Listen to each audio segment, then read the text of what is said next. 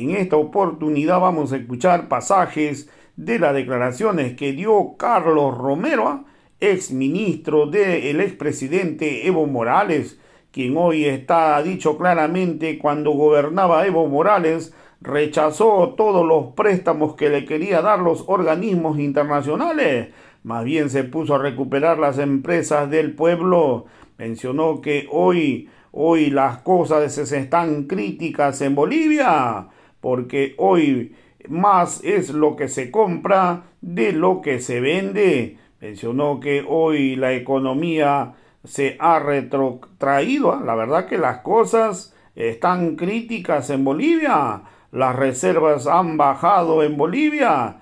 Hoy ha dicho claramente, no se trata de desestabilizar al gobierno del presidente Luis Arce Catacora, sino que ha dicho hoy hay que mejorar los gastos fiscales, sino que lamentablemente el gobierno de Luis Arce Catacora nunca quiso obedecer a Evo Morales. También ha dejado claro que este no es un fracaso del modelo boliviano, sino es un fracaso del mal manejo que está realizando el presidente y todos sus ministros. Entonces hoy vamos a escuchar pasajes pues del análisis y del criterio que tiene Carlos Romero para buscar de mejorar, porque aún se puede solucionar siempre en cuando el gobierno escuche las recomendaciones de los que saben más en Bolivia. Unas denuncias, pedidos de explicación del tema económico. Permanentemente se decía que el país estaban elevando algunos precios de los productos, denuncias de corrupción, en fin, doctor, inicialmente, ¿cómo ve nuestro país en materia económica? Estamos muy preocupados, Ramiro, porque cuando uno tiene un problema, lo primero que tiene que hacer es caracterizar adecuadamente ese problema, establecer sus causas y buscar soluciones al problema. Es lo mismo que una enfermedad. Si una enfermedad no es adecuadamente detectada, diagnosticada, las recetas que se vayan a aplicar a esa enfermedad.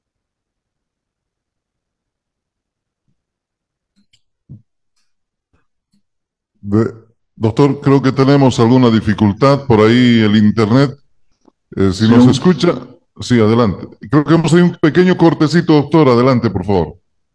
Sí, tenemos que intentar una comparación para que sea lo más pedagógico posible con una familia, con un hogar. Eh, si usted está a cargo de su hogar, el hogar hace un presupuesto que establece sus ingresos y proyecta sus gastos. Cuando usted establece los ingresos, probablemente estos ingresos van a provenir de un emprendimiento particular, empresarial o de un sueldo, de un salario que percibe. En el caso de Bolivia, nosotros vamos a hacer una comparación con lo que... Ujú. Ten- Otra vez tenemos un pequeño corte. Creo que por ahí algo. ¿Nos escucha, doctor? Ahora sí, Sí, adelante. los ingresos de Chile, decía Salvador Allende, el sueldo, el salario de los chilenos están determinados por el cobre. Si nosotros aplicamos ese razonamiento a lo que era Bolivia hasta los primeros años de la década de los ochentas, el salario de los bolivianos, del Estado boliviano, era el estaño. Pero resulta que el estaño, por muchas razones que no vamos a detallar, termina su auge en el mercado externo. Y entonces teníamos que buscar nosotros un sustituto. Porque si usted se queda sin salario, tiene que buscar otro trabajo o tiene que buscar otras fuentes de ingreso. Obviamente, los neoliberales optaron por una fórmula, que fue la privatización de las empresas estratégicas del Estado. Nos habían prometido que los capitales externos iban a sustituir el salario que habíamos perdido de los ingresos del estaño. Aunque en los primeros años, en realidad, el Estado boliviano estaba siendo sostenido por YPFB, porque el 21060 estableció la libre importación, la libre contratación, etcétera, pero al mismo tiempo obligó a Yacimientos transferir el 65% de sus utilidades al TGN. Además, Yacimientos debería pagar el 11% como regalía a las regiones productoras de hidrocarburos y 1% en compensación a las regiones no productoras. Es decir, el 77% de los gastos públicos los sostenía Yacimientos pese al neoliberalismo. El 23% restante eran los costos de operación de Yacimientos. Con ese 23%, Yacimientos descubrió los megacampos de San Alberto y Margarita. Megacampos valiosísimos, ¿no es cierto? Valuados en miles de millones de dólares. Pero luego viene Goni con la capitalización y vende Yacimientos a precio de gallina muerta, en 800 millones de dólares, ¿no? Excluyendo de la evaluación los campos Margarita y San Alberto. Entonces, con el transcurrir de los años, resulta que un presidente, ustedes recordarán el año 2004, dijo, voy a renunciar si ustedes me hacen demandas sociales, porque resulta que para pagar el sueldo del funcionario, de la enfermera, del médico, del policía, del, qué sé yo, No. del maestro, Mm. eh, tengo que pedir limosna, tengo que pedir cooperación, donación a la cooperación internacional. Ese presidente en ese momento era Carlos Mesa. ¿Cómo habíamos llegado a esa situación? Resulta que la capitalización no era tal. La privatización del gas de los sectores estratégicos de la economía beneficiaba a las empresas extranjeras, se llevaban gran parte de la torta, casi toda la torta, y nos dejaban a nosotros una pequeña porción, ¿no es cierto? Porque el 82% de las ganancias de las utilidades del gas y los hidrocarburos beneficiaban a las petroleras extranjeras y solamente el 18% al Estado boliviano.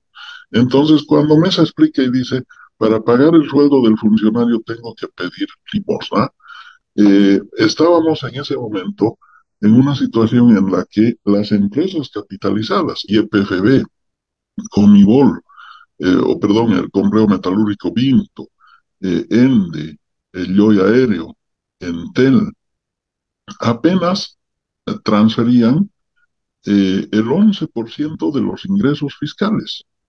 El 34% eran impuestos. El otro 34% eran préstamos de los organismos multilaterales. Cuando hablamos de organismos multilaterales, estamos hablando de Banco Mundial, Banco de Desarrollo Interamericano, estamos hablando del Fondo Monetario Internacional. El 6% eran donaciones, ¿no es cierto? Y resulta que la economía nacional tenía un hueco del 15%. Y ese hueco no lo podía cubrir Sánchez de Lozada en su momento, por eso se inventó el impuesto al salario, porque le preguntó al Fondo Monetario, ¿cómo cubro este hueco? Y el Fondo Monetario le dijo, tienes que aplicar un impuesto al salario. De ahí se produjo el enfrentamiento entre policías y militares en el denominado Febrero Negro.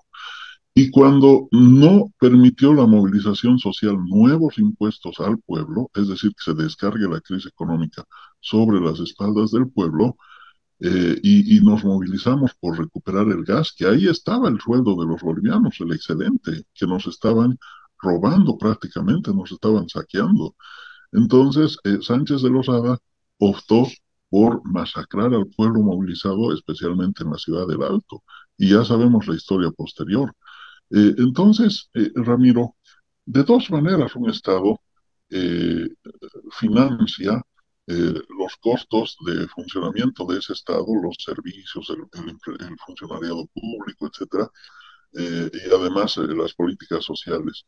Lo puede hacer de manera autónoma, controlando sus sectores estratégicos de la economía, o lo hace bajo la fórmula neoliberal o liberal históricamente, lo hace entregando las riquezas nacionales a las empresas extranjeras y prestándose plata. Pero cada vez que se presta plata, los organismos multilaterales que responden a los intereses de las empresas extranjeras les condicionan que creen impuestos al pueblo y que privaticen nuevos sectores estratégicos de la economía. Es decir, cuando se opta por una fórmula neoliberal, se cancela prácticamente la soberanía política y económica de un país. ¿Por qué fracasó la UDP, Ramiro, eh, como gobierno después de haber llegado con un gran respaldo popular en la recuperación de la democracia? Porque no quiso romper con el Fondo Monetario Internacional. Es decir, el Fondo Monetario Internacional le obligó al gobierno de la UDP a desdolarizar la economía y crear un mercado paralelo que provocó una hiperinflación. El peso boliviano ya no valía nada. La economía de las familias bolivianas era absolutamente empobrecida y sabemos todo el descalabro que se produjo. ¿Qué es lo que hizo Evo Morales? Evo Morales, por primera vez en la historia de Bolivia, aplicó una fórmula que fue romper con los organismos del sistema financiero internacional. No aceptó ninguna fórmula fondo monetarista, no aceptó ninguna fórmula del Banco Mundial, pese a que inclusive en su gabinete económico había quienes le decían, aprovecha tu condición de indígena para ir a pedir préstamos y tocar el corazón de los organismos multilaterales. Él fue tan clarividente que dijo, no, lo que vamos a hacer es recuperar nuestros recursos naturales y solventar un proceso de cambio, de revolución democrática y cultural con el excedente que generan nuestros recursos naturales. Por eso es que nosotros tuvimos un auge económico durante 14 años, al extremo de que, recuperado el gas a través de la nacionalización, el 2014 nosotros percibimos 6.000 millones de dólares por exportación de gas. Los neoliberales, en el mejor momento, habían apenas logrado 600 millones de dólares de venta del gas, no 6.000 millones de dólares como en la época de Evo Morales. Pero además, nosotros el 2013 y el 2014, Ramiro, tuvimos una balanza comercial favorable. Es decir, vendíamos más de lo que comprábamos. Percibíamos más excedente de lo que exportábamos que de lo que importábamos. Exportamos un valor de 13.500 millones de dólares, tanto el 2013 como el 2014. Y de esos 13.500 millones de dólares, el Estado apropiaba el 60% de ese excedente. Ahora resulta que en 2022 hemos exportado 14.000 millones de dólares, pero el Estado apenas ha apropiado el 25% de ese excedente económico. Entonces, ¿cómo nos explicamos que nuestra economía, que nos han dicho que estaba estable, que estaba garantizada permanentemente, ¿no es cierto? Ahora resulta que ha sido recalificada del país estrella que éramos en la época de Evo Morales, cuando éramos destacados en los últimos 10 años de Evo Morales, 6 veces hemos sido calificados como la economía más exitosa de la región, la economía que tuvo más crecimiento económico. Ahora nuestra economía ha sido recalificada por distintos organismos internacionales, la Goldman Sachs, Moody's, recientemente JP Morgan, recientemente también un organismo alemán, ¿no es cierto?, que dicen que estamos ubicados entre los 3 países más vulnerables desde el punto de vista económico de la región. ¿Cómo es que hemos pasado a esta situación? Y no es que nosotros queremos conspirar contra el gobierno del presidente Arce, de ninguna manera. No es que queremos desestabilizarlo, no. Lo que queremos es, primero, que tengamos la honestidad de reconocer que hay un problema grave en la economía nacional. Es decir, las reservas internacionales han caído. Ya no hay divisas en la bóveda del Banco Central. Ya no hay depósitos especiales de giro. Las reservas internacionales son integradas por 3 conceptos: el oro físico, los depósitos especiales de giro y los dólares existentes en bóveda del Banco Central de Bolivia. Resulta que nosotros deberíamos tener muchos dólares en la bóveda. ¿Por qué? Porque hay un concepto técnico que se llama encaje legal. El nombre viene de que debe encajar. Los depósitos que hacemos en cuentas particulares en los bancos, resulta que el encaje legal establecía que el 60% de esos depósitos deberían ir a la bóveda del Banco Central, porque esa era la garantía de estabilidad de nuestra moneda, de que no haya nunca más hiperinflación como hubo en la UDP y de que haya estabilidad y crecimiento económico. Pero resulta que esos depósitos han sido utilizados para invertir en importación de combustible y sostener los gastos fiscales, porque los gastos fiscales en este momento son mayores que los ingresos.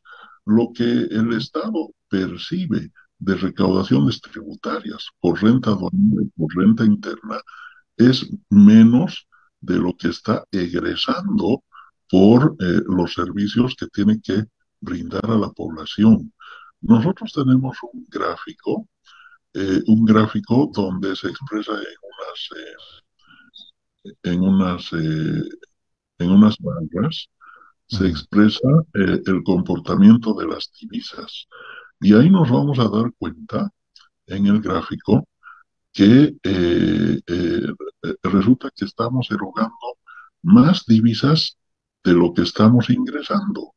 Es decir, nuestros ingresos han disminuido y nuestros gastos han subido. ¿Por qué está sucediendo esto? Primero, porque el 2022 hemos obtenido 3.000 millones de dólares por exportación de gas y hemos hemos egresado 4.100 millones de dólares por importación de combustible. O sea, se hace una operación aritmética. Si 3.000 te ingresaron por vender gas, pero gastaste 4.100 millones en importar combustible, entonces resulta que tienes un saldo negativo de 1.100 millones de dólares. Pero resulta que el sueldo de Bolivia, de los bolivianos, en todos estos años ha sido el gas. Entonces quiere decir que ya no tienes sueldo. Volviendo a la comparación del hogar, ya no tienes sueldo, porque tus ingresos son menores que tus egresos. ¿Por qué ha sucedido esto? Porque no se han tomado las decisiones oportunas. Es decir, si sabíamos que el ciclo del gas seguía una cadena descendente, porque los volúmenes de producción de líquidos y de gas estaban disminuyendo, y porque el mercado interno de combustible estaba creciendo, entonces deberíamos haber adoptado algunas soluciones. En los primeros meses, cuando todavía nos hablaban los compañeros del gobierno, nosotros les presentamos estudios de expertos, ingenieros en materia de hidrocarburos. ¿Qué aconsejaron ellos? Hay que abrir los campos sellados tradicionales porque todavía hay gas y todavía hay líquidos en esos campos tradicionales. Entonces, hay que abrirlos esos campos y hay que buscar una fórmula de negocios para buscar inversores que genere, o sea, que tenga incentivos, pero no nos hicieron caso. Estaban más preocupados de armar un montaje con la DEA, en el caso Dávila, estaban más preocupados en la guerra sucia, más interesados en proyectar su reelección en 2025, antes que hacernos caso en el tema del combustible. Luego, el presidente Morales en el evento de Virgatsama ha dicho por qué no se ha retomado lo que él venía trabajando en los últimos años de los 14 años. Por ejemplo, convertir a las familias en empresas unifamiliares que puedan, a través de la instalación por parte del Estado de paneles solares, puedan tener energía alternativa con paneles solares y además puedan tener excedente para poder vender y atender a otros rubros que demandan energía. Por ejemplo, así para ir bajando el consumo de combustible, pero no se hizo caso. Tampoco se hizo caso de una fórmula que la planteó el presidente y que la incorporamos en la ley de autonomías.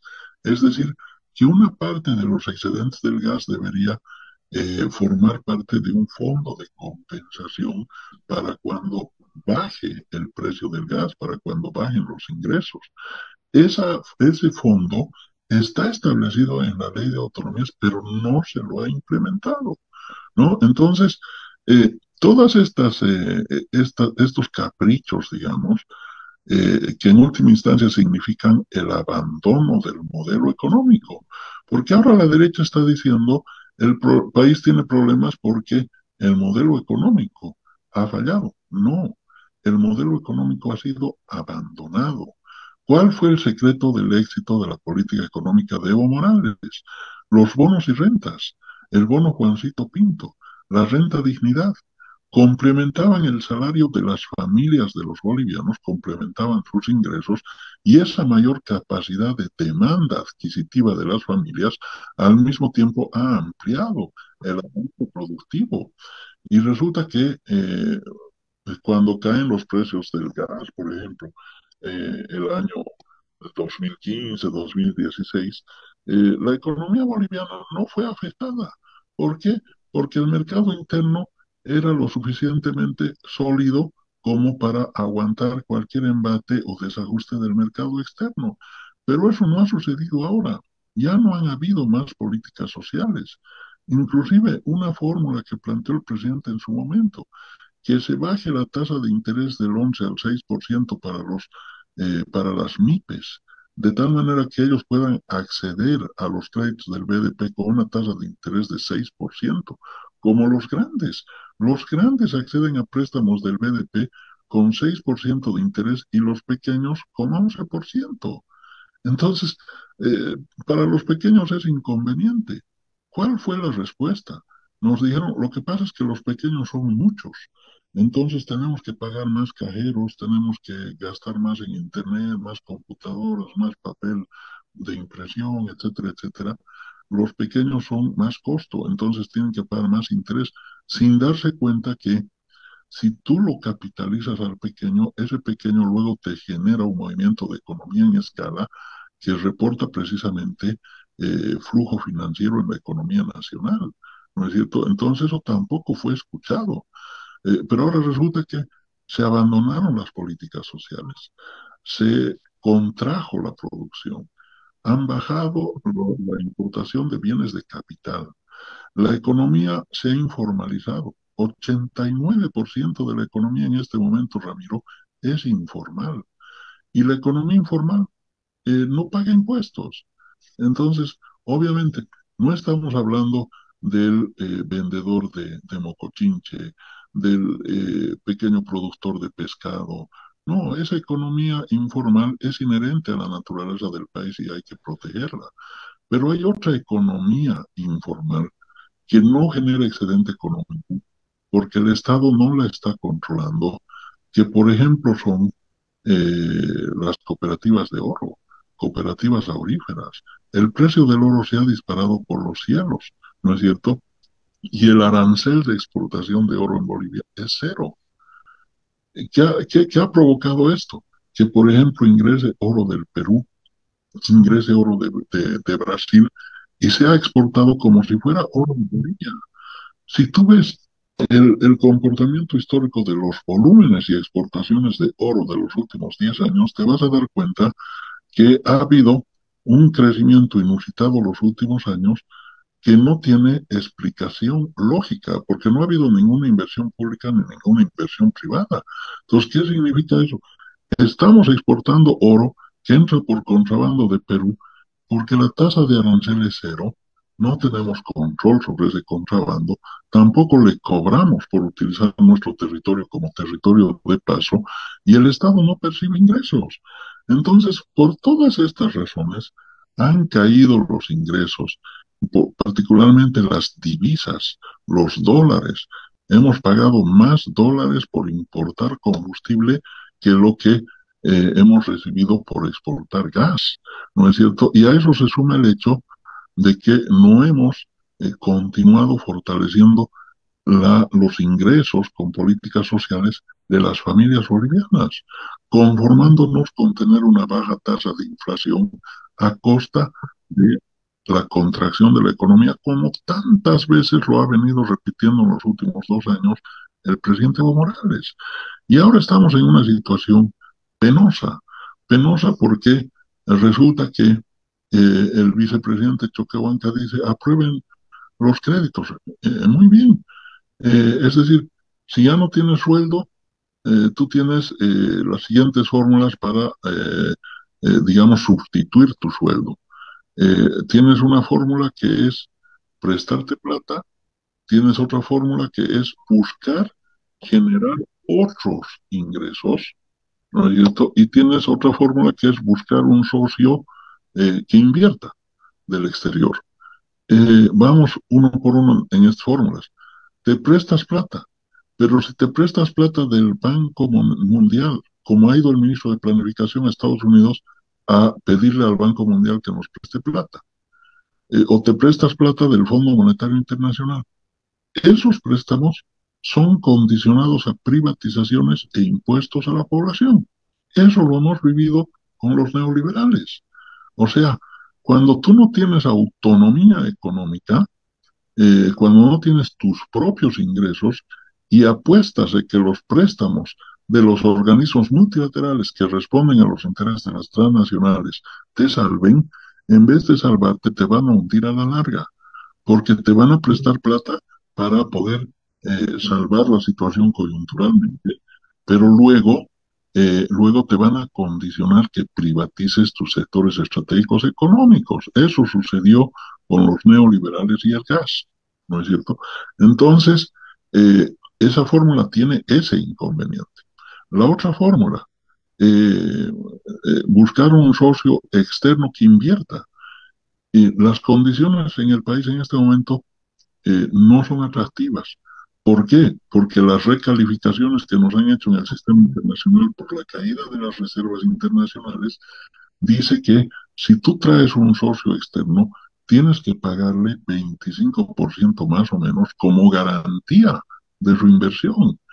Ese es el resultado de las recalificaciones de JP Morgan, de Moody's, cuando dicen este país ha bajado 2 escalones, qué sé yo, entonces y a nosotros ya nos han hecho bajar varios escalones, estamos entre los 3 países últimos en la región, entonces obviamente tienes que ir subiendo la garantía de inversión para las empresas extranjeras y en este momento darles un 25% de garantía es imposible. Eso no es realmente realizable. La tercera opción que tienes, conseguir dinero para activar algún sector estratégico que te genere excedente económico. Y ese sector indudablemente está vinculado pues en lo más inmediato que tenemos a mano, que es el litio. O sea, el litio debe ser el sustitutivo el nuevo sueldo de los bolivianos, debe ser el litio. ¿No es cierto? Pero en este tema del litio hay demasiada oscuridad, unos lobbies enrarecidos. Además, ¿cómo puedes tú apostar al litio cuando estás buscando apalancar dinero de préstamo de los organismos multilaterales? Los organismos multilaterales te van a decir, primero entregame el litio, ¿no es cierto? Entonces, ese es el peligro. Por tanto, no, reitero, no queremos que se nos entienda como que estamos siendo conspiradores. Lo que estamos queriendo es objetivar un problema. Y una vez que tengamos objetividad, buscar soluciones. El presidente Morales esta mañana ha dicho en un tuit, hay que hacer una cumbre para generar un gran acuerdo nacional por la economía. ¿Con quiénes? Con los sectores sociales organizados, con los empresarios, con, obviamente, las autoridades, ¿no es cierto?, ejecutivas, legislativas. Esa es una buena propuesta, porque cuando se tiene una situación de crisis económica, luego generalmente la crisis económica puede estar acompañada de violencia, puede estar acompañada de enfrentamientos, de represiones, y no debemos llegar a ese escenario. O sea, en este momento todavía no se está notando la situación económica, salvo por algunos desajustes en el sistema financiero, pero sí, evidentemente han subido ya los costos de algunos alimentos. Por ejemplo, hortalizas ha subido 10%.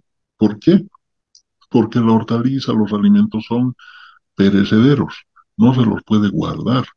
Pero hay otros productos que sí se los puede guardar, ¿no es cierto? Se los puede acopiar, se los puede eh, eh, almacenar.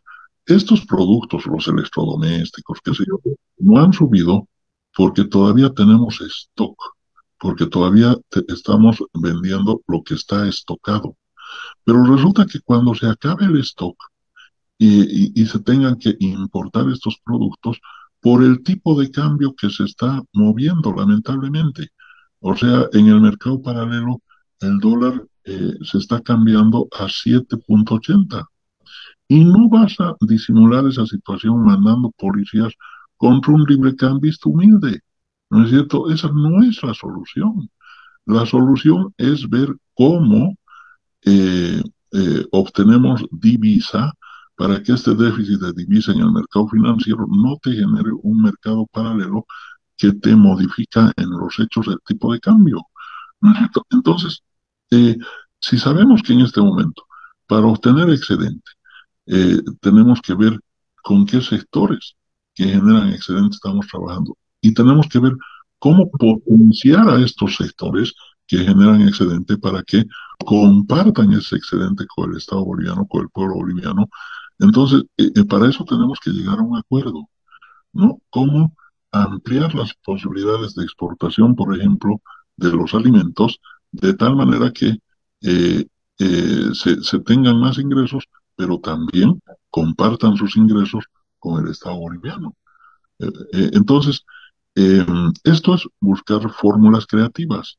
El gobierno nos está hablando de la ley del oro. Dice, con la ley del oro voy a monetizar el oro, pero no está lejos de la verdad quienes dicen, esas son las joyas de la abuela. Ese es el último ahorro que nos queda.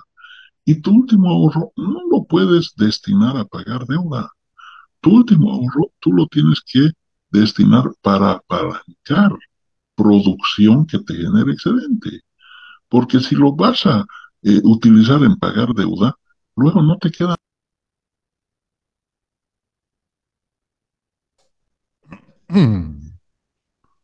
Aló, grave. sí, adelante, adelante. Sí, se cortó un rato, adelante, por favor. Sí, así de crítica es la situación de la economía. Por tanto, hay que escuchar a Evo Morales, dejarse de soberbia, dejarse de mentirse. El presidente nos ha dicho la economía está bien, pero el vicepresidente ha dicho no hay plata, ¿no es cierto? O sea, ¿quién ha dicho la verdad? Luego ha salido el ministro de Economía y ha dicho, no, no, no, mentira, está bien la economía. Luego ha salido el ministro de Obras Públicas a decir, no hay plata, ¿no es cierto? ¿Cuál es la realidad, Ramiro? No hay plata. Esa es la realidad. Entonces tenemos que generar fórmulas para obtener dinero antes de que esto se descontrole. Yo, doctor, le he escuchado como